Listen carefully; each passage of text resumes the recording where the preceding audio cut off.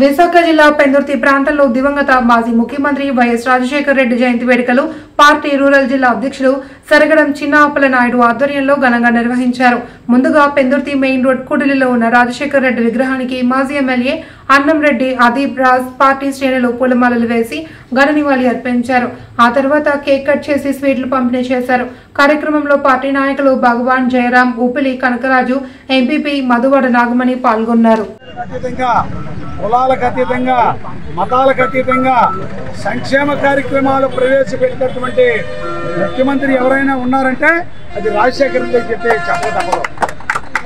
అటువంటి వ్యక్తి జన్మదిన వేడుకల్లో ఈవేళ మనం పాల్గొనడం మన అందరి తాలూకు అదృష్టం అని చెప్తూ, ముఖ్యంగా ఆయన మొదటి దఫా ఆయన మేనిఫెస్టోలో పెట్టినటువంటి అంశాలు మీకు అందరికీ తెలుసు, ప్రత్యేకించి చెప్పాల్సిన అవసరం లేదు.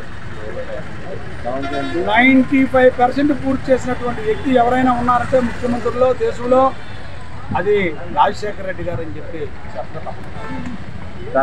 అటువంటి మానేయుడు తాలూకా కుమారుడైనటువంటి మన ప్రీతమ మాజీ ముఖ్యమంత్రి జగన్మోహన్ రెడ్డి గారు తండ్రికి తగ్గ తనయుడిగా తండ్రి నడిచిన బాటలో నడుస్తూ చక్కగా సుపరిపాలన చేశారు 5 సంవత్సరాలు.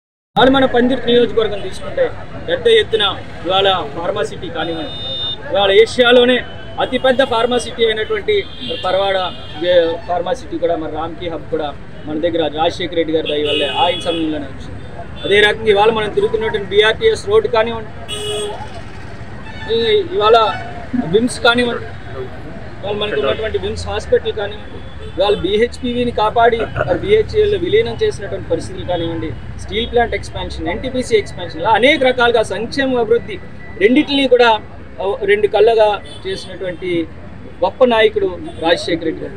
నా అదృష్టం ఆ రోజు ఒక సర్పంచ్గా, జిల్లా యోజన విభాగం అధ్యక్షుడిగా ఆ రోజు మరి రాజశేఖర రెడ్డి గారితో, ఈరోజు మళ్ళీ ఆయన తనుడైనటువంటి జగన్మోహన్ రెడ్డి గారితో కూడా కలిసి ప్రయాణం చేయడం అనేది నిజంగా నా అదృష్టం అని చెప్పి తెలియజేసుకుంటూ, ఇవాళ ఏదైతే జగన్మోహన్ రెడ్డి గారు రాజశేఖర రెడ్డి గారు పెట్టినటువంటి సంక్షేమ పథకాలను ముందుకు తీసుకెళ్లాలి, ఆయన ఆశయాల ద్వారా ప్రజలకు మంచి చేయాలి అని ఏదైతే జగన్మోహన్ రెడ్డి గారు ఈ పార్టీని పెట్టి మరి అధికారంలోకి వచ్చిన తర్వాత అనేకమైనటువంటి సంక్షేమ కార్యక్రమాల ద్వారా వాళ్ళ ప్రజలకు చేరువైనప్పటికీ కూడా కొన్ని ఇబ్బందుల వల్ల మేము అధికారం కోల్పోవడం జరిగింది.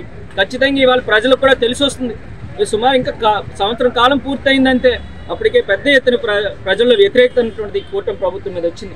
ఏ ఒక్క కార్యక్రమం కూడా సంక్షేమ కార్యక్రమాలు కానీ అభివృద్ధి కానీ ఎక్కడా జరగటం లేదు. ఖచ్చితంగా మళ్ళీ 2029 ఎన్నికలు వచ్చేసరికి ఖచ్చితంగా వైఎస్ఆర్ కాంగ్రెస్ పార్టీ మళ్ళీ రాజశేఖర రెడ్డి గారి ఆశీస్సులతో ఆయన ఆశయాలను ముందుకు తీసుకెళ్ళి మళ్ళీ అధికారంలోకి రావడం